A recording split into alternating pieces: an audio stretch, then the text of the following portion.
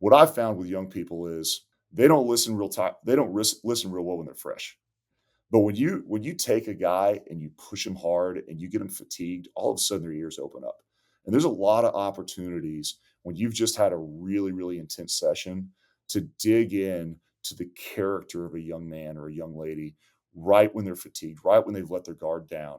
And all of a sudden you can touch some things that you can't touch maybe when at the beginning of a workout or in a classroom.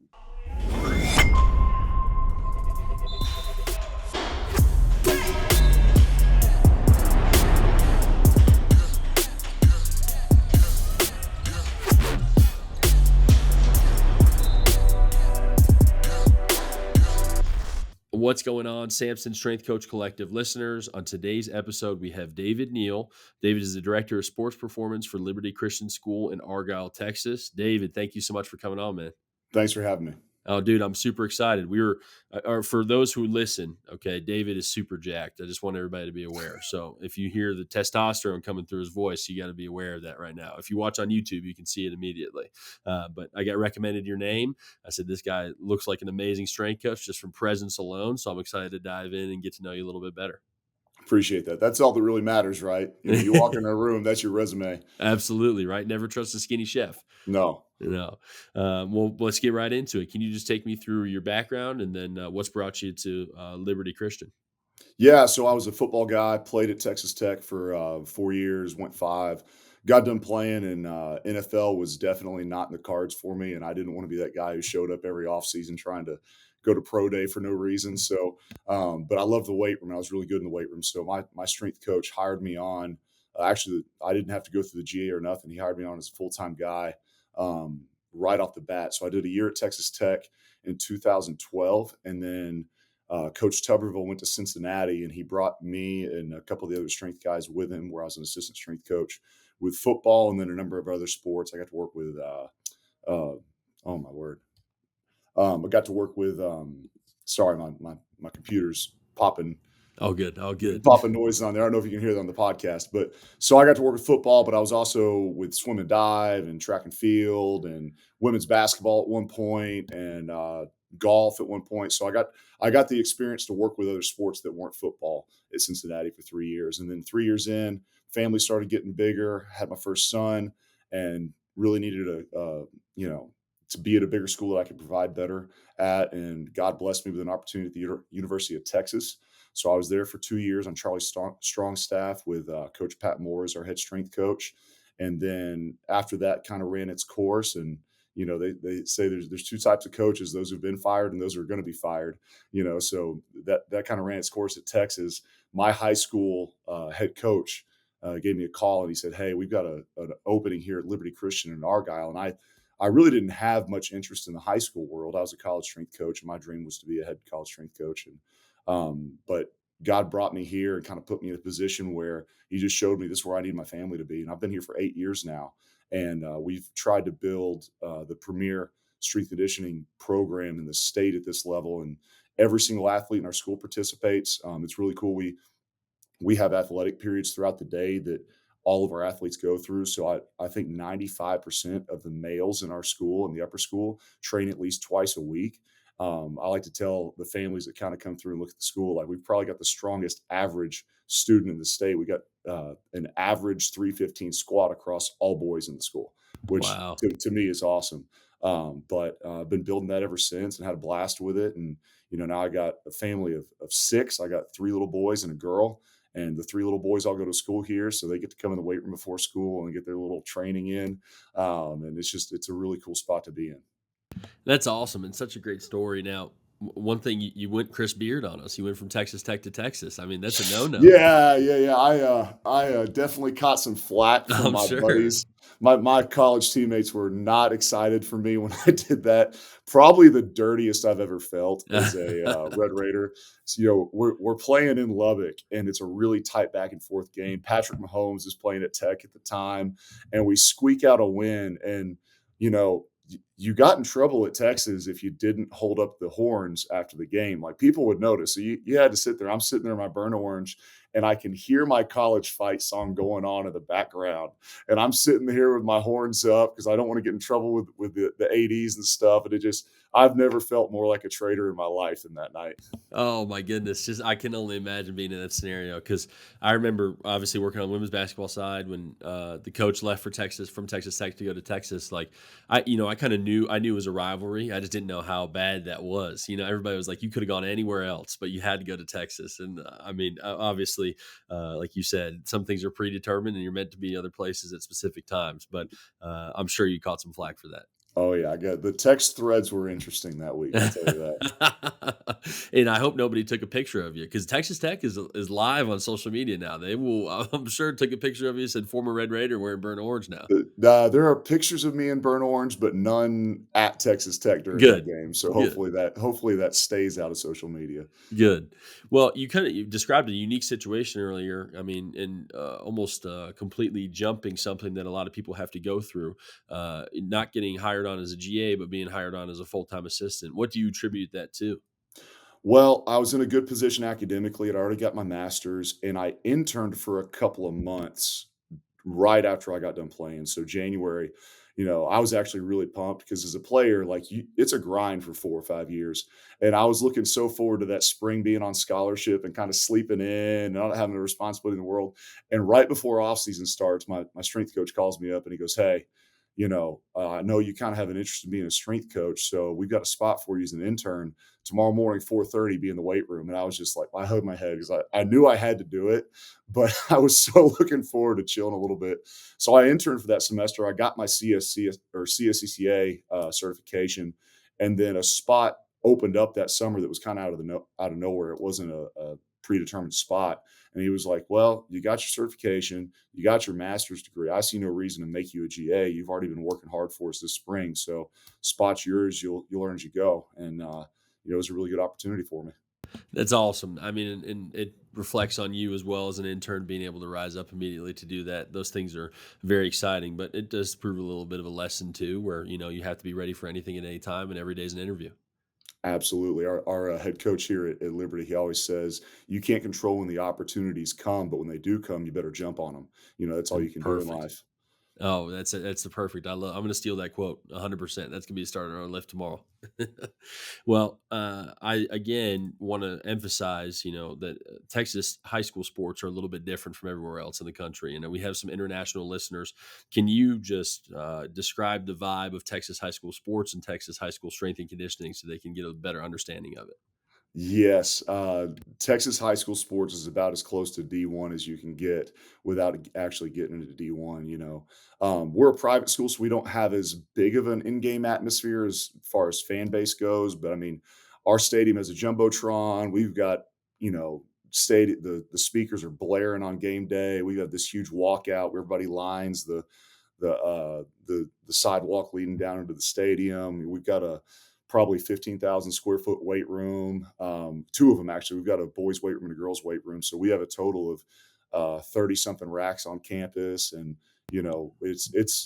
we try our best appropriately, because you don't want to train high school kids like you're training college kids. They're in a Mhm. developmental training age. But as far as the resources we give them and the dedication and the intensity, we try to make it as high level as possible and try to mirror what they're going to be doing at the next level if they make it. Yeah, I think you've got more racks than we do at App State. Oh, overall, maybe. I've only got 12 in my main weight room. It's an oddly shaped weight room. It's a big weight room. It's beautiful. It's got huge windows, and I worked in dungeons my whole college career, so I like having the sunlight in there. But it's not a square, so I can't fit any more racks in there. It's only got 12, but it's got lots of space, and we utilize the space efficiently. The windows are the most underrated part of every weight room. I Oh, swear. they I never believed in that winter depression that happens when you're up north, and in Cincinnati, we were like the second basement was the weight room, and, you're running 7 groups a day, so I'd get there at 4:30, 5 a.m. and not leave till 7 and the sun's already down. I wouldn't see the sun for, but 2 hours a week on Sunday. That was about it. Oh yeah. Was USA built when you were at Lubbock or You Texas Tech? Yeah, USA was built, yeah. Yeah, so you know, with USA, obviously, it sinks down into the ground a little bit, and then the weight room for basketball was, I mean, which everything is black and red because it's Texas Tech, obviously, Yeah, but you have completely black walls already, yep, so it's already dark in there, and then you're in the dungeon, and then you'd have to walk up essentially 2 flights of stairs, and you go out into like 100-degree heat out of nowhere, and it just yeah. completely blasted you. Yeah, no, I definitely remember that from that's exactly the setup we had in Cincinnati for sure. Oh yeah, but again, I'm now blessed with some big windows, and I got beautiful mountain views, so I can't complain too much. Well, one of the things we talked about pre-show was what is truly your passion within coaching. You know, you mentioned the X's and O's are really exciting for you, but at the same time, the most exciting thing is culture development with your teams. Can you just break down for me? I know it's a large topic, and we can certainly spend a lot of time going into it, but what does culture development mean to you, and what are your keys for culture development? So, culture development to me means the intangibles that allow you to have success as a team. I want to know because here's the reality about strength conditioning: the best program in the world, executed well with great effort, might improve an athlete's performance 5 to 10%. Right?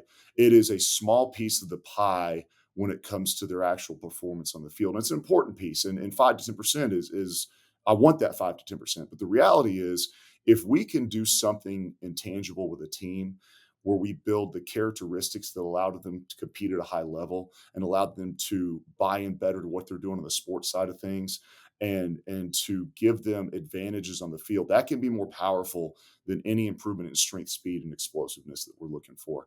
So to me, the number one priority I have with our training sessions and our program overall is, am I supporting my head coach's cultural vision for our team?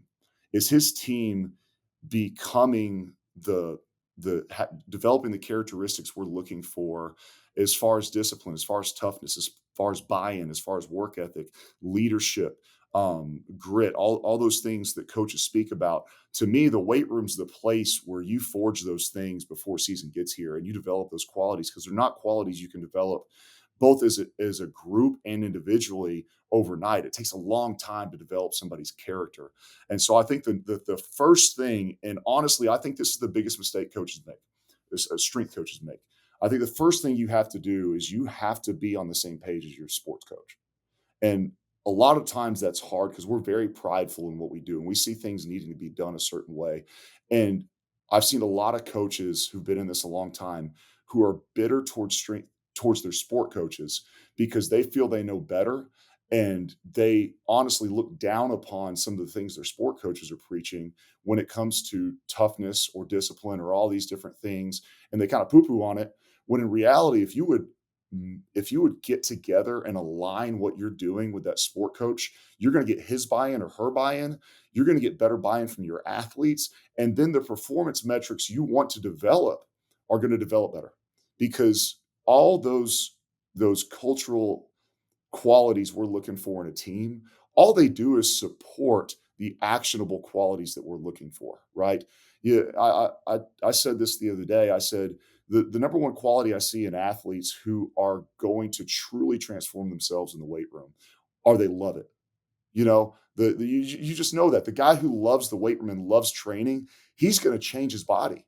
And the guy who doesn't and just begrudgingly shows up and does it because he has to, it's inevitable. And they don't change nearly as much because those intangible qualities support the actionable qualities that we're looking for. So I think the number one thing we have to do is our culture, and our culture is a subset. It's different in the weight room than the football field or the basketball court. Like there has to be its own identity and culture when you're in that room. But does it support and align with what your sport coach is trying to develop? And if not, you're going to have battles with that person. You're going to have battles with your team. And I've tried to build a culture that my coach didn't want to build before, and it doesn't work. And what happens is the guys come into your room and they either buy into what you're doing and not what the coach is doing, or they buy into what your sport coach is doing and not what you're doing. And all of a sudden, you're not having success in any arena or any facet of what you're trying to develop. Whereas if you can align really, really strongly with what your sport coach is doing, you can build something really special. And you're going to be better rewarded both with the outputs you're seeing, but also with just the day-to-day buy-in of your athletes. They're going to be all in on what you're doing every day. I think the second thing is culture needs to be well defined and you can't let it get too big or too small. I see some coaches who have 20 different items on their culture list, right? And the problem when you have 20 different items on a culture list is nobody knows any of it, right? You're trying to attack everything and you're getting great at nothing. Vice versa, if you're only attacking one or two things, there's things you're leaving off the table that could help your athletes and your teams develop into what they need to put on the field in the fall and the spring, right? So I like to really hone in on three or four things, three or four items that are going to be foundational culture values of ours, right? And then we're going to make sure our athletes know those. My athletes need to be able to repeat back to me and be able to both the clever quotes and the cliches. I actually love cliches. I think it's great because if you know a cliche, then you know what I'm preaching. And even if you make fun of it every once in a while, I know that's ingrained. If you can quote back to me what we say all the time in our program, that means the culture's buying in to a certain level. Now, I also believe culture is sacred. And what I mean by that is when you start to mock something, especially leadership, nobody wants to lead, right? When you start to make fun of something, it loses its value because it becomes uncool, right? And I think one of the biggest cancers you can see in a team is when you start to see your guys make fun of leadership qualities. No one's going to step up and adopt those qualities because nobody wants to be made fun of. So there's certain things you've got to put a nail in as far as, hey, we're not allowed to make fun of this, right? You can make fun of that guy's hair, you can make fun of the way that guy dresses, you can make fun of the way I talk, whatever you want to, but we're not going to make fun of the leadership qualities we're trying to develop in here. We're not going to mockingly lead our team because it's a cancer and we can't allow that. And I think the third thing is once you've established very clearly, concisely our cultural values that we're gonna adopt in our program, and then the sport program as a whole, I think what you have to do is you have to intentionally give opportunities daily for your athletes to experience and display those qualities, right? So if I've got a sport coach who really believes in having a tough team, right? He really wants a team that can push through adversity, push through pain, push through the physical strain of whatever sport they're participating in. Well, I've got to give my athletes an opportunity to develop that toughness in the weight room. We can't preach toughness and not do anything hard. Okay. And I know that's a sensitive topic in the strength and conditioning world right now because so many coaches have taken that idea and hurt kids with it. And you have to be wise, you have to be smart. Um, but this if toughness is something you want to build, you have to give kids the opportunity to be tough. If discipline is something you want to build, you have to give them opportunities to be disciplined and hold them accountable for that. If you want a team that is vocal and has leaders on it, you have to give your athletes an opportunity to lead. It always can't be you, right? Like you have to identify, hey, here's our cultural values, and then you have to give them opportunities to participate in those, and then you have to make them integrated into what you're doing every day. I'll come in on my drive to work. I'll actually turn off the radio in the morning and I'll say, hey, today I think our team really needs to hear about uh, leadership. I think our team really needs to hear about what it means to be a leader in the weight room and putting your teammates in front of your own personal needs. And I'll go over what I'm going to say before ever getting there so that message is ready to go for our athletes. So I think it's about integrating that well into what you're doing, then using that as a jumping off point to build into your training and make your training even better. And then I think the final thing is you got to practice what you preach.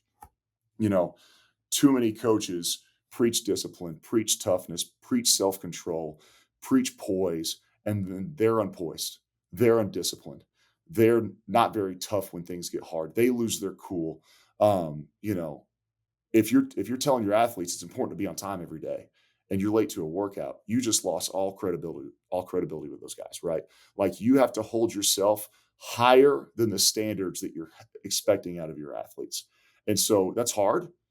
It's hard to be a man of high character and integrity and to practice what you preach. But at the end of the day, if you can't do those things, then you don't need to be preaching it to your guys. If there's a value that you can't uphold yourself, then just take it out of your program because guys aren't going to follow it anyways.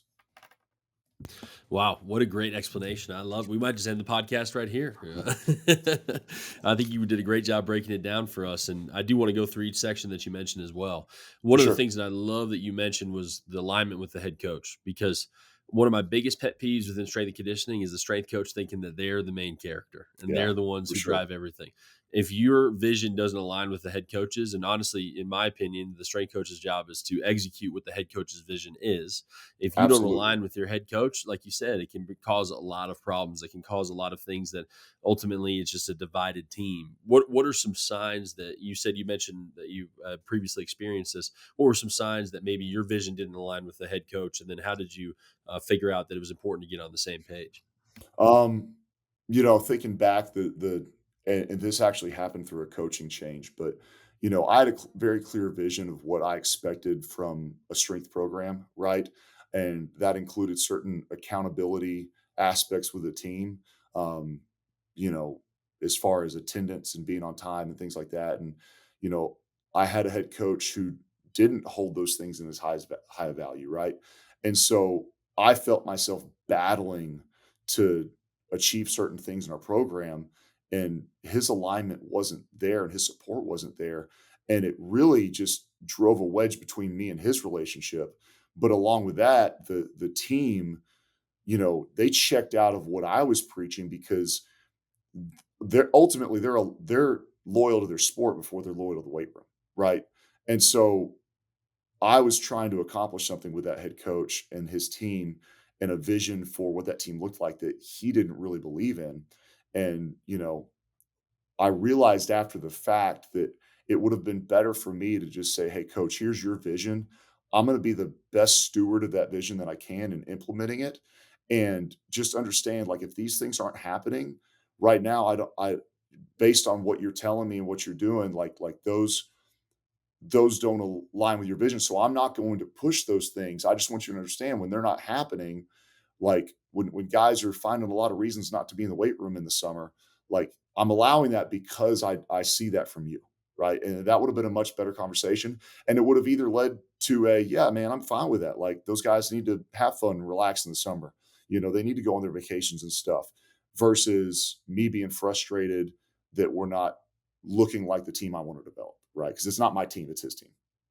Yeah, I think again the communication piece is so important to that too. It doesn't mean that you have to be, 100% a yes man. And those relationships actually just suck at the end of the day. One of the For sure. reasons I love working for my head coach is because I can come to him and I can say, "Hey, I really don't agree with this or what we're thinking about doing with this week. Can we talk through it?" Right? And usually we find a compromise. And then every once in a while he's like, "You know what? I just want to do it my way." And since it's not that way 100% of the time, I've got no problem with it. And I understand it because sometimes I want to do things just my way as well too. But when you communicate, it becomes a lot more beneficial for everybody, yourself, the head coach, and the athletes. Yeah, and I think the other thing we get hung up on is we get so in love with the right way to do something, Mm. right? Like, um, you know, real like I've always been in programs that pull from the floor and do full cleans, like that's kind of our clean.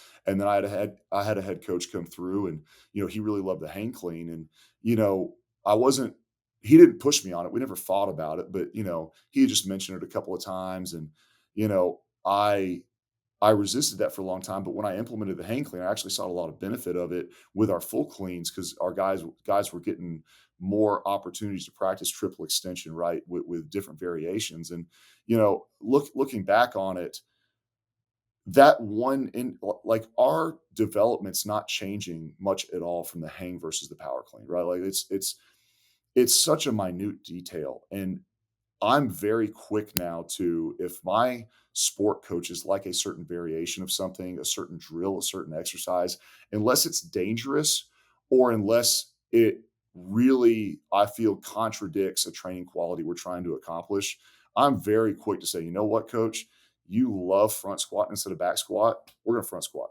I'm all about it. Let's do it. You love this change of direction drill. That change of direction drill is a priority for us now because like I said earlier, like it's 5 to 10% of the pie, what we're doing, and that's at best. Like it might be less than that, So if I'm giving up 5% of the pie to bring in alignment with a head coach and get him bought into what we're doing, like I'm all about that. Let's do it because at the end of the day, I want to be going in the same direction as you, and I want to go win a championship with you.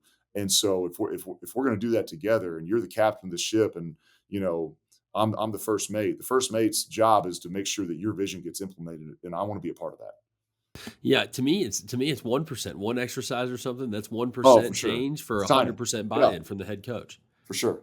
Yeah.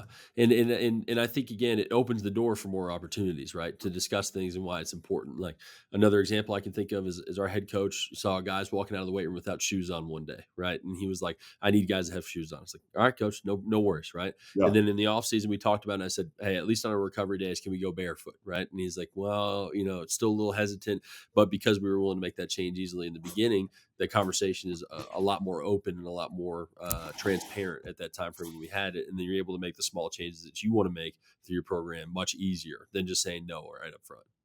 Yeah. Yeah. Well, another piece that you mentioned is defining the culture. And so your process for defining the culture, I'm sure obviously is set standards and mentioning them to your team, but how do you actually go about doing that? Is that a first day? And then obviously it's an everyday aspect of it as well too. What does that process look like when you have newcomers to the team and how do you define the culture for them? Yeah. So we at the start of every off season and every summer and then every fall, we're going to have a big team meeting where we talk about our culture and identify our core values, and we go through those in a pretty extensive meeting with the guys. But I think the biggest thing is we are consistently having sessions that are culturally focused. It's going to be every week or every other week. We're going to have a 10-minute meeting. Coach is going to put a video up on the board that's going to inspire the guys, and we're going to bring that into one of our values, and what we're trying to accomplish. We have, especially in season, weekly devotionals with our coaches where they get to bring in those topics and talk about them. Right now, we're kind of doing we call them B1 drills, but we're bringing the guys in and doing kind of our mat drill type circuit where we're kind of, team building type stuff. And every middle of that, we stop the whole practice and bring all the guys up and we talk about one of our cultural values. So we're going to make sure that there are threads of our culture intentionally implemented, both through uh, lessons, but also the workouts themselves, that we're bringing those in. And what I've found with young people is they don't listen real time. They don't listen real well when they're fresh. But when you take a guy and you push him hard and you get him fatigued, all of a sudden their ears open up. And there's a lot of opportunities when you've just had a really, really intense session to dig in to the character of a young man or a young lady right when they're fatigued, right when they've let their guard down. And all of a sudden you can touch some things that you can't touch maybe when at the beginning of a workout or in a classroom setting, right? Like their guard goes down when they've just pushed themselves to the wall, and you can all of a sudden reach that place that teenagers especially hold so tightly and are too cool to let you into at other times.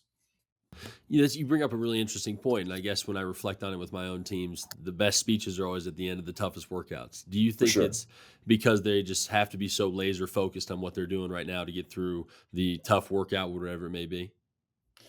Man, I think it's really hard to hold on to your ego when you're drenched in sweat and feel like you're going to pass out. And I Fair think enough. I think ego is it is the biggest obstacle to implementing character and culture values into a team, because you have to let go of yourself and your own pride and your own wants if you're going to buy into a team value that's supposed to be bigger than you personally, right? Like that's just the nature of, if we're talking about things like discipline and toughness, we're talking about leadership, we're talking about selflessness, we're talking about all these cultural values, and even so simple as bringing energy and juice to a workout, right? The hardest groups to have them come in and bring buy-in and energy and enthusiasm to a workout, the guys who just think they're too cool to do it, right? So pride gets in the way of all that. And when you go out and you're pushing sleds, or you've been, squatting until you can't walk no more, or, had a mat drill day or whatever it is, and you're drenched in sweat.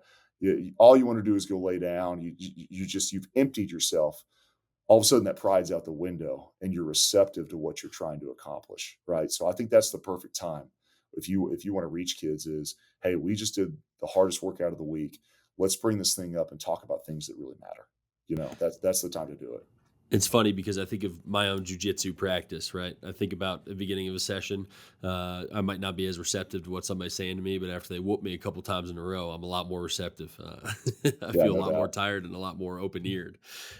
You mentioned opportunities as well to kind of exemplify the culture or solidify it. What are some of your favorite opportunities that you use? Um, I think there's got to be a. Let me steer this in a different direction for a second because I think identifying your leaders leads to the biggest opportunities when it comes to developing your culture. And one thing I've realized the last couple of years is this. I hate the term, guys are always calling themselves alphas and sigmas now. I don't know if they're doing that in college, but they do it in high school all the time. So I don't like that term. But as coaches, it's an easy way to say this. As a coach, the alphas on your team. The guys in the locker room that have dominant personalities. They're loud, they're boisterous, guys are attracted to them. And those types of personalities are going to lead your team whether you like it or not. And for a long time, I have tried to take the guys who embodied the character I wanted and bought into the culture the best and then teach them how to lead, right? And I think that's you absolutely should do that. But if you're expecting the quiet guy who only leads by example and doesn't want to talk in front of the team, but he does everything right, to all of a sudden come out of his shell and start leading a bunch of guys out of nowhere and develop that quality. It's not going to happen. And if he tries to, the guys who are already the dominant personalities in the room, they're going to fight against that. And you're going to have some battles that you got to work through. I think the better strategies to identify which guys, which athletes are the leaders in your team, they're the dominant personalities or the alphas, if you want to call it that, and then pour into them the character qualities you want. And that involves a lot of one on one meetings. That involves bringing them in and making them feel like you're trying to help them accomplish their personal goals. When you've got a really talented athlete who really has dreams and aspirations to make it to the next level or accomplish something on the field or the court this year, that's a catalyst you can use to get buy-in from them into your program, right? So if I have a young man who is an ox in the weight room and he's a great running back, and I bring him in, I'm like, man, I know you want to go play college football, right? Like, what do you think you need to do to accomplish that? And he says, Coach, I just feel like I got to be way more explosive. And I bring him to the side of the next workout and say, hey, I've got a special power circuit just for you that I want you to do during our D series today, right? I want you to combo a heavy deadlift with a band jump, go to a vertical, and then do a plyo jump right after. It's a little mini French contrast. I just want you personally doing because you're ready for this right here. All of a sudden, I've gotten into alignment with him, and he sees me as a partner in his goals. The next time I ask him to come in and have better body language of the workout, well, hey, I'm coming at that from the perspective of a partner in his journey versus a coach who he's resisting against, right?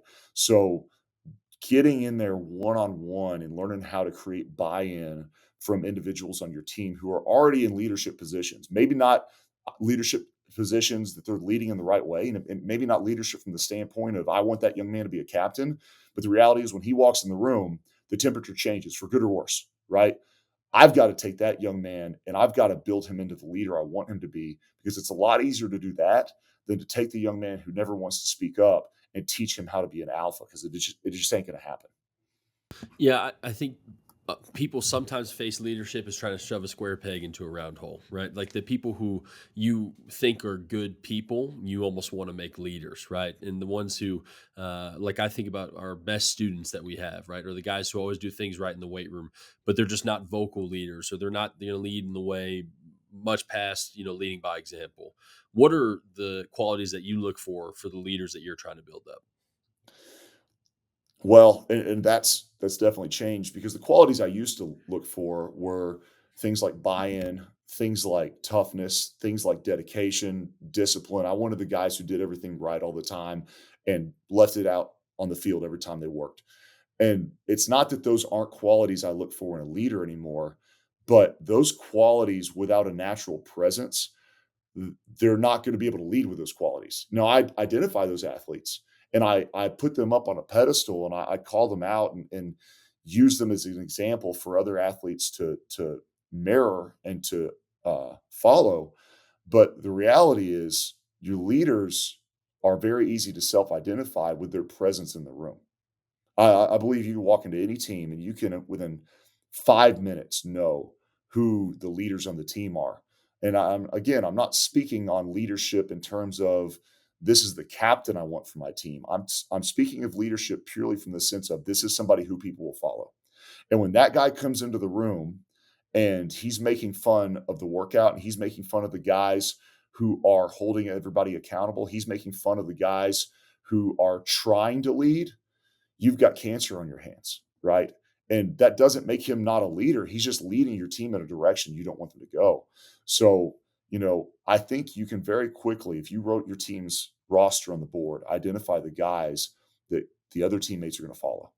And you have to identify those guys and bring them into the fold and build up the qualities you want in your leadership. Because I'm not so sure that it's possible to change the actual leadership in your team very easily. It's a long process. If you got 3 or 4 years, you can do it, but I'm not sure in one off season you can take a guy who's standing at the back of the line and bring him to the front of the line. I'm not sure you can take the silent hard worker and make him vocal very easily. There are situations where you can do that, but usually what unfolds is you just create a battle between different personalities that ends up causing more harm than good. I think, like you said, how you define leadership, neither in a positive or negative way, but somebody who would follow them. The high school kids would call that aura. Is that right? They would call that aura. That's what I'm talking to.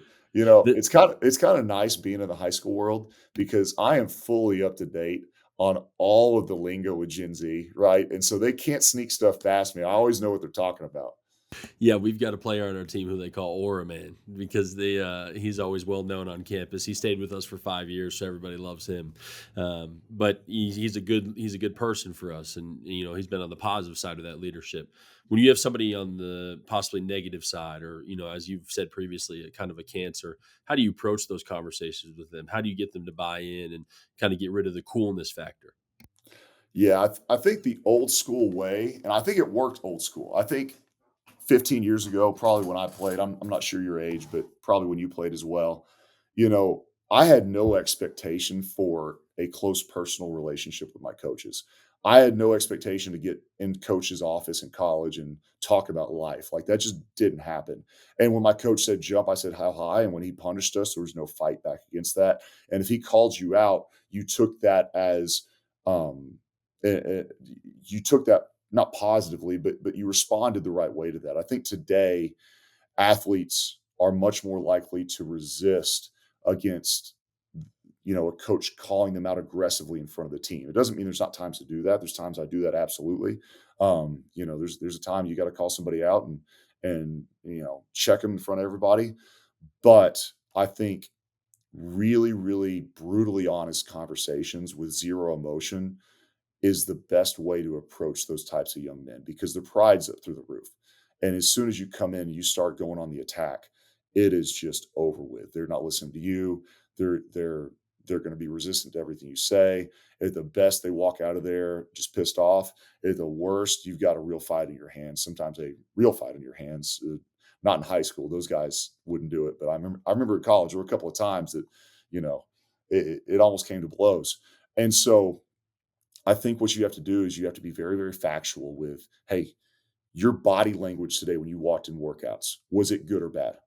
Well, coach, it wasn't very good. Okay. When you stand in the corner while everybody's coming up into the group and they're clapping to break us out, or they're running around and you're walking around, what does that tell your teammates? It tells them I don't really care. It- so you make them kind of acknowledge these things you're seeing, right? And you don't come at it from this aggressive standpoint, but just a very factual, raw. When you do this, this is how it affects your team. When you act like this is how it affects your team. And honestly, when you perform like this is how it affects you in your future and you're hurting your own goals. So I need you to be different. And then the next time they're doing that, you remind them of that conversation gently a couple of times. And if you got to scale it up to a 10, sometimes you got to do that. But you try to find other ways to do that before you need it to be some battle that hashes out in front of the whole team. You know what I mean? Yeah, those conversations are really delicate because what happens immediately, especially within college, when everybody's hanging around in the locker room, that's kind of the central hub. You have those conversations. Like you said, if you try to bow up immediately and you try to come in aggressive and that player leaves upset, he's going to go straight into the locker room and tell everybody how terrible of a coach you are and how annoying it is and make fun of Yep. you immediately. And then it becomes a much bigger problem. And so I think the way you're approaching it is fantastic. Just to, be realistic with them, be factual, remove the emotions from it, and then gently remind them of those things. Those reminders can come a long way. And then it's really fun when you get to see those people be successful as leaders too. Yeah, absolutely. Yeah, they don't have a choice sometimes. Sometimes people just follow them and they want to, be aware, and they want the attention. And sometimes if you can turn that into a positive thing, it can turn a team's season around. It can turn a team's culture around as a whole. Yeah. Well, I one thing you mentioned previously before the show too that I thought was really interesting is that you also sell some weight room equipment as well too. Can you kind of dive into that for me a little bit? Yeah, so I'm a big fan of matching your pushes to pulls, and I've always felt like there's not a great option for a pull that matches our presses in the weight room. We had a chest supported row machine at the University of Texas that I love, but you only had one of them in there, and it had a big footprint. So, a couple of years ago, I saw some guys putting 2x12s across racks and doing seal row or chest supported row, and I loved it. We started implementing, it became one of our favorite lifts, but it just felt unsafe. You know what I Mm. mean? Like I was always worried about a board slipping off, or I had a 360-pound guy on one, and that thing was bowing like crazy. So um, I actually developed and had patented a bench that lays across the safety arms of our power racks, and we use it all the time now. And I completely match my pushes with my pulls. As far as percentages and programming, so that we're balanced front to back. The company's called Rack Row, and we sell them to high schools and colleges across the weight room. VCU has a few of them. BYU has a few of them. So if anybody's interested in that, just go to www.rackrow.com and check it out, or message me on social media, and I can tell you more about it and how to get some for your weight room. Well, I remember Daniel Roos actually posting a couple things about Rack Rose. He was over at VCU as well. He was very excited about it, and so that's what originally introduced me to your company, and then also getting to introduce myself to you. What was that patent process like? Because I mean, that's a pretty arduous task, I'm sure. This has been the you don't really know what you're getting into when you start a small business, and I had no intention of this ever replacing my coaching career. Like, I love coaching too much. To me, it was just like, hey, I got a great idea. It'd be stupid not to at least check this out and see if there's a market for it and see if people are interested, because we love this in our weight room. Let's see if other coaches are interested too. So I started going through the process of making an LLC and doing the patent process. And you got to find somebody to create the drawings for you, and you got to get prototypes made, and then you got to look through manufacturers and all this stuff. So it's been exciting. It's been fun. It's been a lot of, you know, put the kids to bed and up late at night researching stuff. But a lot of that part of the work's kind of over with now. And now it's just really getting in contact with coaches and helping them get the product in the weight room. You know what I mean? No, absolutely. And as a LLC owner myself, I know that process is not very fun. I actually just a couple weeks ago paid off all my taxes. I've been an idiot. I haven't done quarterly taxes for like the past 3 years, and so Oh yeah. yeah, I know. So I got slammed, and then like 2 days later, I got an email from North Carolina that was like, "Okay, it's time to renew your license as well." And I bad had Yeah. it at that point. Yeah, they know, you get on social media and you have all these guru entrepreneurs, and they make it sound so stinking easy. And nothing about it is easy. Like, it's just there's so much you have to learn if you're going to get into it. But it's fun. It's an experience. I think I've grown a lot as a just coach and person, learning how to do that on top of what I'm doing with my family and my coaching career as well. Yeah, it's been extremely beneficial for me too. Well, I can't thank you enough for coming on the show. It's been fantastic to speak with you, and I really appreciate you giving me your time. Can you just shout out your social media if anybody wants to follow along with you? Yeah, on Twitter's probably the main one I use. It's at dneil Neill 62. I've got a Instagram as well that I use a little bit. I think that one's Coach Neil SC. And then there's probably the two main ones you can get in contact with me on. Awesome. Well, thank you so much, David. I really appreciate you. Thanks, Connor.